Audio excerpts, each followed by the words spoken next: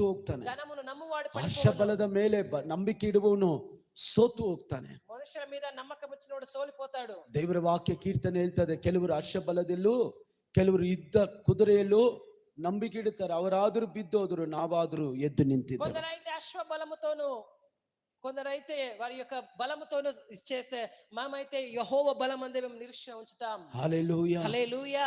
ಒಂದು ದಂಡಿಸುವ ದಿನ ಇದೆ, ಮರೆಯಬೇಡ. ఒకటి ಶಿಕ್ಷಣ ಒಂದೇ ದಿನ ಮುಂದೆ ಮರವಕಂడి. ಎರಡು, ನೀನು ಯಾವುದ ಮೇಲೆ ನಂಬಿಕೆ ಇದೆಯೋ ಅದನ್ನ ನಾಶಪಡಿಸುವ ದೇವರಿದ್ದಾನೆ, ಭಯಪಡ, నువ్వు ఏ దాని మీద అయితే ಮರೆಯಬೇಡ. విశ్వాస పెట్టావో అది నాశనం చేసే ಮೂರನೇದಾಗಿ, జ్ఞాపకం ఉంచుకో. ಮೂರನೇದಾಗಿ, మూడోదిగా, ಜನರು ಮಾಟ ಮಂತ್ರ ಕಡೆಗೆ ತಿರುಗಿ ಬಿಟ್ಟರು.